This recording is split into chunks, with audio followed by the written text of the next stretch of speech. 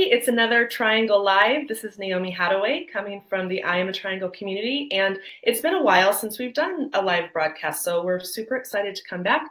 And today from Singapore, in her evening, we have Dr. Sarah Whyte. How are you? Yeah, I'm really good, thank you. Really excited to be here. Evening from Singapore, so wherever you are in the world, good morning, good evening, good afternoon. Yeah, absolutely. And for those of you that are watching, we've already got people watching live, which is great. Let us know in the comments where you're chiming in from. And then along the way as we go, the thing that makes these really, really engaging and fun is if you share your questions with us or your comments or your life experiences. And if you're watching the replay, don't dismay. Sarah and I will be in the comments and engaging and interacting with you as well. So let's just get started. For people that want to find out about you and learn about your background, they can go to your website. One of the things I wanted to make sure that we have good time today to talk about is these beautiful A New Adventure cards, which they have become here also. become our everything. Our family is currently in the process of moving, which we'll talk about later. But share a little bit about the beginning and the birth of these cards and why you knew they were important. Yeah, so my background, very briefly, was working in an international school, and I'm not someone who grew up internationally. I grew up in one place, and why I saw was a lot of difficulty, basically, in arriving new as a child or leaving all those friendships and that comfort of a place that you know. And what I really found by talking to teachers and talking to parents and to kids and doing my research for my doctorate was there aren't very many things that you can actually buy in terms of I really found or strategies which talk you through the emotional aspect of the move. You know, we're pretty good generally at the process side of things. What do we take? What do we leave? But for me, I really remember reading about this whole issue of unresolved grief for children who have that third culture kid upbringing or, you know, grow up internationally. And I just thought, wow, that's a huge thing. And to me, that's something that if you can talk about feelings and actually get that sorted, that really helps. That's an absolutely huge thing to be able to do. So the idea behind the cards was a resource that anyone can pick up and use, and they're a brilliant conversation starter to actually, you know, begin conversations about the move before you actually move and before things get manic and you start packing up and it's all gone a bit busy. What I do love about it, though, is you can actually pick up and use these cards at any process. Like if you are prepared to have them available before you start the move, it's great. But because you've got these 4 different stages, you could potentially pick them up. I mean, like I'm looking at the entering stage. You could potentially start there or the transition stage. Which really makes it a beautiful resource that cycles through eternity, really, especially for people that move a lot. Yeah, absolutely. So, you know, and again, there's an awful lot to think about in a move, especially as the parents in the move. You're busy organizing everybody, getting everything sorted. It just lightens up your cognitive load in that here's a framework of things that you need to talk about and to make sure and just check in with your family and see how they're all doing with it. And it means it's one less thing that you have to consciously concentrate on. It's a support there to actually help with that process. Well, and for us, for our family, one thing that's been interesting, because I say all the time, and my Instagram handle is the relocation expert, that we do this as a family a lot. And so I feel as though we have this kind of in the bag. We know what we're doing. We know how to process. But yet when these arrived in my mailbox and I talked with the kids about them, I didn't realize how much we still have to learn about feelings and about resiliency and about the grief that happens during a move. So let's jump into resilience, because I think that that's a word that is often misused and misunderstood. Yeah, it's used a lot at the minute. It seems to be a big buzzword at the minute, you know, connected to all the positive psychology research that's going on. So the way I always explain resilience is that it's your ability to bounce back from challenges, from changes, from misfortune, and the higher your level of resilience, the better and more quickly you'll be able to bounce back from that. And the reason we've talked about this before is that when I'm working with parents in schools, with teachers, it's very rare that a workshop goes by without me hearing, oh, but children are resilient. They're fine. They cope with it really well. They're fine with the move. They just bounce back. They're not even affected by it. And I think that's probably one of the biggest misconceptions that we can have about children, because resilience is not just innate because you're a child.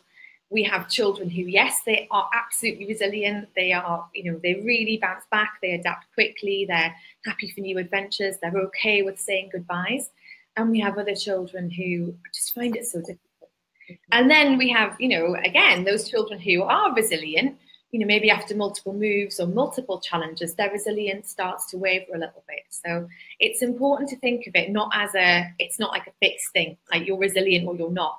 But if you think about it on like that sliding scale, so you go from very resilient to not very resilient, and of course you can sit at different points there. So yeah, that for me is a huge thing. Please don't assume that your children are resilient just because they're children. It's not a safe assumption to make, absolutely. Well, and I like that you said it's not a state of being. It's not a state to reach. It's not something that you learn how to become and then you always are. And I also like that you pointed out, because that's important, that just because children seem adjusted or seem happy about the move or excited about the new location, or don't have tears on their last day of school, that doesn't necessarily mean that resilience is there.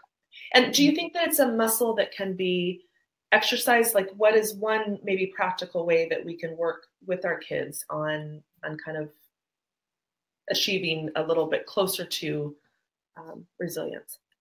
Okay, so one thing for me is really being able to pay attention to feelings, which is why there are questions all about feelings in that pack of cards. And I know we've chatted about this before.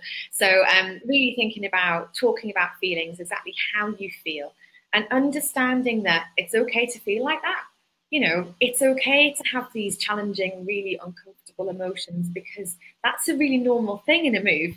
It's not normal to bounce through life and always be happy and positive and leave a country where you've been incredibly happy and have no regrets, no sorrow, no grief, no loss at all. That would be worrying. So I think just being really honest about feelings, making sure that children are talking about how they're feeling, that you're doing these check-ins with them. And I think as adults, there's a brilliant opportunity there to model this at an appropriate level.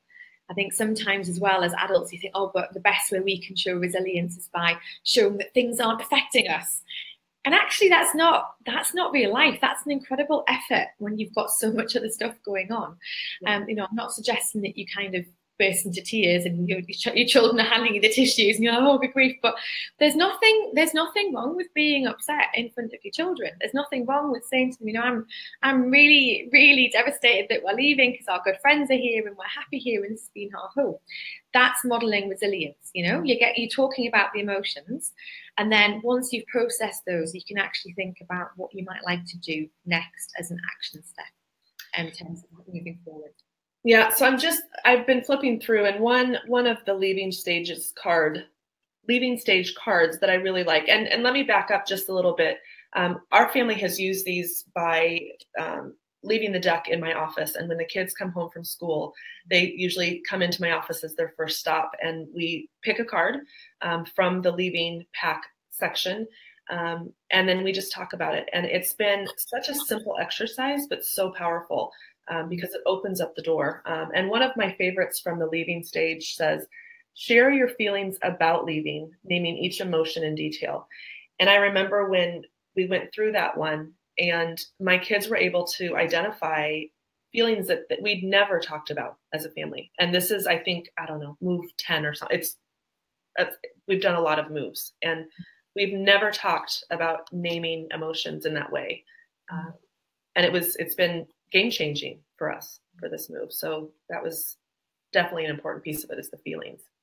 I'm so pleased to hear that. It's amazing to hear that the cards are doing what they set out to do. So that's absolutely brilliant to hear that. Yeah, I think there's often, again, there's a worry that if you allow children to talk about feelings which are perceived as negative, then that makes it worse. And I've worked with children, and they've said, oh, we don't talk about the bad feelings. We just talk about the good stuff, and we focus on the positives, and we don't talk about the bad feelings. And you know, I can see where that's come from. It is difficult in the move. You want to stay positive and you want to be moving forwards, and that's absolutely part of resilience too. But that acknowledging those challenging feelings really needs to go hand in hand with that, because you know it's important for children to learn. You can experience feelings which are conflicting. You can be really excited about a move, while at the same time experiencing so much grief at what you're leaving behind, and they can sit together, and that's normal, absolutely normal. So, you know, that it's that misconception again that talking about feelings doesn't make them worse. In fact, when we're talking about those negative feelings or those challenging feelings, if you put a name to it, you're actually shifting your brain activity into a more rational part of your brain. Mm. And you know this as a parent, if you've ever had very young children who are really having a meltdown and you say, you look really furious, you look really sad, the instantly calm down. That's what's happening in our brain. We get better at hiding the emotional reaction, but that's what happens for all of us. So by putting a name to it, you're actually tapping into the way your brain works. Yeah. And then you can talk about those feelings rationally and where they're coming from and why you're feeling that way. And it does, and I'm so glad you said that as well, it does open up some amazing conversations. It does. And one of the things that we've also done as a family this time, for the first time, is I sat everybody down and explained that I wasn't going to be the cheerleader for this move. Okay. I wasn't going to be the barometer to hold and make sure everyone's emotions were in check and that we were all appropriately expressing the appropriate feelings at the right time. You know, happy when we move to the new house, sad when we say goodbye. And it's changed, I think, our entire family view on this next step in our journey. Even my husband was able to express, and he actually wrote inside the I Am a Triangle community about what it feels like to be the reason why behind all of these moves. Talk to us a little bit more, because it's fascinating to me, about the hard stuff. These cards, I think, provide a really easy gateway to conversation. But what do you do when it gets hard, you know, and when the card might stir up feelings that hadn't been talked about before? Yeah, and I think it's not easy as people. We're not generally very comfortable with sitting with people who are very clearly distressed and emotional. And I think even more so when it's your own children, because you're so invested and you want them to be happy. But I heard a brilliant explanation about this a few weeks ago, and it's always something I've tried to follow, in that, you know, by actually allowing your children to you know, express and experience those feelings, and having those feelings yourself, that's actually building your resilience. I think sometimes there's a tendency to think, well, I'm going to protect my children and protect ourselves, and we're just not going to feel like that. But of course, you can't decide how you're going to feel or not. It's going to happen. So that role of actually being able to really, you know, walk children through that process. And sometimes as well, and this is what I get from parents a lot, is they say, you know, I want to solve it. I want to give a solution. I want to be able to say to them, this is how you fix it. And sometimes there isn't a solution. You know, sometimes your child's solution is, well, I'm going to stay here. You can all go and I'm just going to stay. I'll find someone to live with. Well, that's not really going to happen, is it? Because that's not really the way it works. But, you know, just to sit and listen has real power in it. And actually supporting your children to think about, well, what are you going to do with this information? So this is how you feel. You've talked about it. You've had a chance to think about that. So what do you think you might want to do with that? And sometimes the answer is nothing. Sometimes the answer is, I'm going to go and do something else completely and focus on that. But in them coming up with the action step and the next step to move forwards, that's teaching them the coping skills. And they're going to carry those forward with them. You know, and we know that 90% of kids who grow up internationally end up living internationally as adults. And so they're going to go through those same cycles of, you know, being new and all the chaos of arriving and then getting settled and having friends leave and then maybe they leave as well. So all of these things are amazingly important skills for life. So let's talk a little bit about something that is one of those hard things that often as adults and caregivers and parents, we don't talk about, but it is a natural piece of this, which is unresolved grief. I think that we like to pretend, or I'll just speak for myself, I like to pretend that if I prepare our family well enough and if we leave well enough, that it will almost absolve any feelings of grief. But I know that's not true. Talk to us a little bit about grief and how that plays into moving and relocation, and then maybe some action tips on how to recognize maybe signs of unresolved grief in our children. Sure. So with unresolved grief, this is something that comes through in the research literature, and certainly in surveys and questionnaires that have been done relatively recently, as being one of the big challenges of having that international upbringing. And when we talk about unresolved grief, we're basically talking about grief that has not been addressed and that has not been processed. So that basically means when you've experienced some kind of loss, maybe your friends left, maybe you're leaving, you either haven't been allowed to express that, you haven't had the language to express that, whatever's happened, that feeling of grief hasn't been expressed and articulated. And so it hasn't been resolved and it hasn't been addressed. And so it sits there. Now, the thing is with grief, it's going to come out one way or another, whether you want it to or not. And the curious thing about unresolved grief is that it often doesn't manifest itself until much later on. So for some people, they're kind of getting to 25 and 30 before they're realizing why this is actually happening.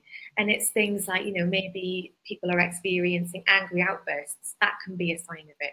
It often doesn't manifest itself as I'm upset and I'm experiencing grief. Things like rebellion can be part of it. Maybe choosing a career where you're experiencing a lot of grief as part of that, like a grief counsellor or someone who works in palliative care, because that is seen as an appropriate way to express your grief, but it's not really your grief that you're expressing. You're kind of channeling it through somebody else. So it's just a massive thing to be able to, to recognize that when we move or when people leave, it's a loss. And when we experience loss, then we do experience some degree of grief. The word, I think, really triggers a lot of adults and caregivers and parents. It's quite an awful word to hear. But again, if you think about it like being on a spectrum, there could be very intense grief and other times it might not be as bad. So absolutely vital to talk about those feelings of loss and sorrow, and especially for very young kids, it tends to be like this. They'll fine 1 minute, oh no, it's awful again, no, I'm fine again. Sometimes, several times within a week or several times within a day. So just important to sit with that, acknowledge it. It's normal to feel that. Talk about how you feel, and then when they're ready to move on, brilliant. Okay, great. So, and then be ready to talk about it again. It's a process. Yeah, and I think that that's important to really make sure that everyone who's tuning in, either live or during the replay, this is not a conversation that's important only for the people who are embarking on a move, because those that are left behind often have the same, if not more pronounced feelings, because they are left with the normal, where the people leaving often have this excitement. It's a new place, it's a new adventure. And so let's talk a little bit about that side of things, because we're coming up on the holiday season, which sometimes means, expats saying goodbye and or the process of starting to know where your next location is going to be as we round into the new year. What are some ways that caregivers and parents can help children who are the stayers work through feelings? So there's a kind of recognized phenomenon that happens when children find out friends are leaving. Not always, but I've definitely seen this with some of the children I used to teach. And that is when you're leaving, or when a friend is leaving, it's called a quick release response, where the kids just go, well, you know what, it's been really nice, we've been friends, but you're leaving, and so we're not going to be friends anymore. And that's actually really devastating for both sides. So I would just say to parents and carers, really have that conversation with children about when the best time might be to tell their friends, who are staying behind. And for the kids who are staying, again, it's the same process. You're losing a friend, but thinking about the fact, of course, it's easier to push a friend away and say, well, we're not friends anymore. It's much easier to say goodbye. But again, what you're teaching your children is the importance of maintaining and establishing those relationships. So for those children who are staying, having those conversations around how you might keep in touch with friends who are leaving, but also managing expectations around that as well. So, you know, your child who's staying, obviously, you've got your routine set up, everything's very constant, it's all very straightforward. For the new people who are leaving, they're in that absolute turmoil where they're unpacking, they're in service departments, everything's all over the place. So just setting expectations around, you know, when might you be in touch? How might you be able to do that? How often is realistic?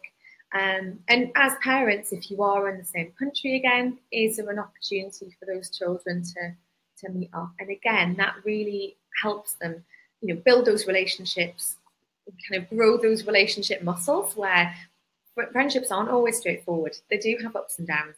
And so how can they actually think about addressing that and, you know, recognizing that they're going to really miss a friend? Right. And also, what are they going to do in terms of making new friends or maybe strengthening existing friendships? Because if you've had a very close friend leave, then they may be feeling a little bit lost for a little while.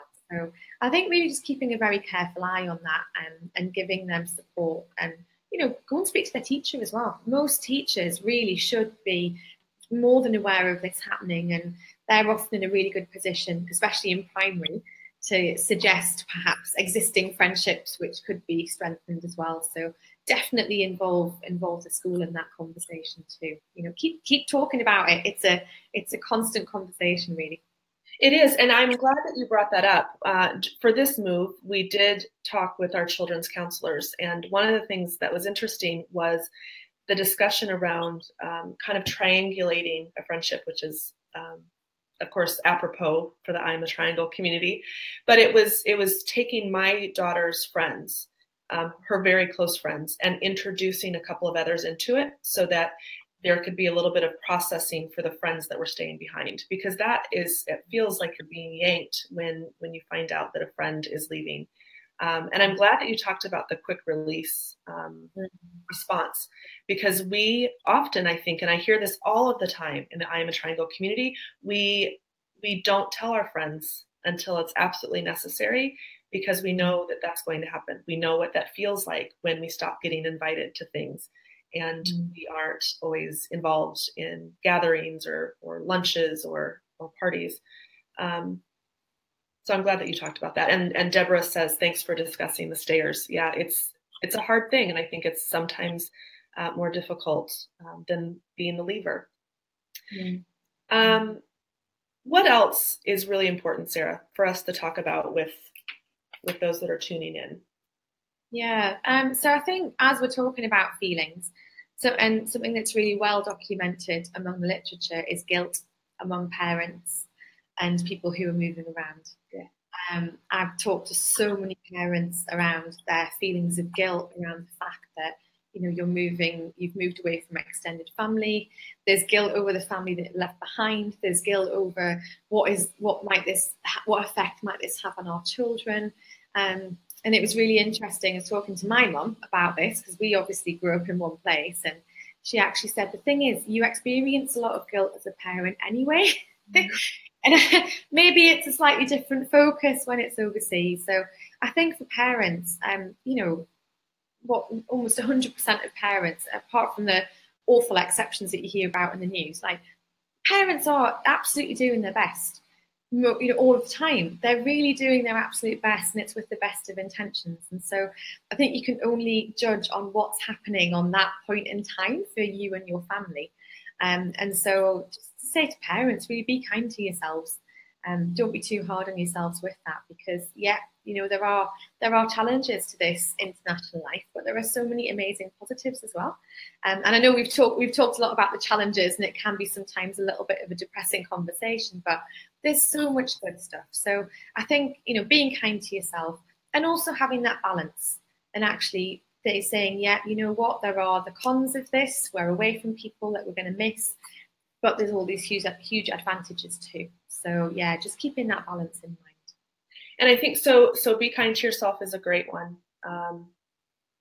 Keep it in all perspective and balanced. And I think the other thing I would add too, that we've seen such amazing relationships and support come out of something like the I'm a Triangle community, where you can pop in and say, I am really struggling with this. And within, you know, a matter of minutes or a couple of hours, you'll have support that you need. But I think it's also smart to talk about once you've had the experience, or once you start to learn better how to process feelings for yourself and with your children, to become transparent almost, or willing to share your own story. Because when you share your own story, your experience, what you've learned, that can often help people that didn't know they needed that support along the way, or that hand holding. Absolutely. And it's interesting when I'm talking to teachers and to schools about this. Sometimes, and I know other professionals who work in the same sort of area will say something similar. And I've seen comments on I'm a Triangle kind of testifying to this, that often schools don't necessarily realise the long-term impact of transition and moving and actually putting things into place. And I think that's something that really needs to be considered. It does have an impact, but if you don't realise there's a problem, you're not looking for a solution. Yeah. And so, and even if you're not sure there is a solution, you kind of don't really know what to do. So absolutely agree that if you have something that you know works really well, share that, and then people can choose to take that on board and give it a try, or not, you know, and then that's their choice. But I think sharing your own advice about what works, and, you know, even when you're a seasoned relocator like yourself, you know, trying something different and talking about how that's worked in comparison to previous moves can be so valuable for people. Absolutely. Yeah, I really agree. So we're going to have to start wrapping up. I feel like we could probably do part 1, part 2, part 3, and on. Next week. So one of the things that we are going to do, Sarah has kindly agreed to kind of jump into some of our social media platforms and into the I Am a Triangle community to discuss some of this more on a detailed basis and a deeper dive for the next 4 Mondays. And so I just wanted to show you guys, if you're watching on live or the replay, these are amazing. It's a beautiful deck of cards. They, like we talked about before, there's 4 different stages. My light is glaring, but they're just they're simple, they're risk-free, I think is what I like about them. It provides a way to gateway into the conversation with your children. And I've even used them with adults, with friends, to just have dialogue around that.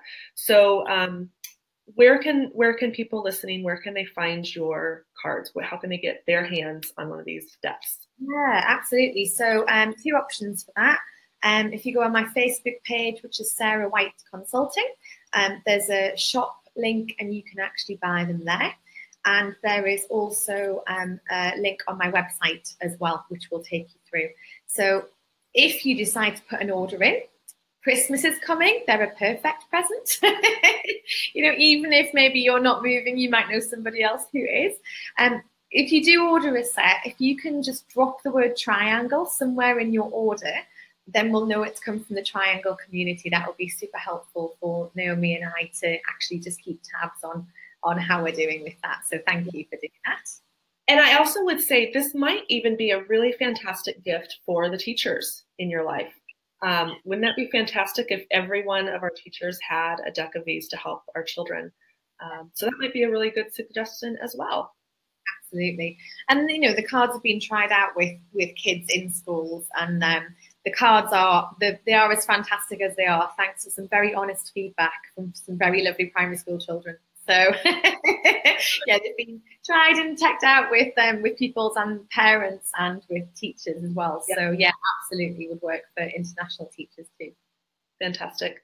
Sarah, thank you so much. We will, again, as we said, for anyone watching this on the replay, don't dismay. We are able to do Q&A inside of the comments. Thank you for joining us. I will give one final little plug. If you are not already a member of our I Am a Triangle community, we've saved a seat for you.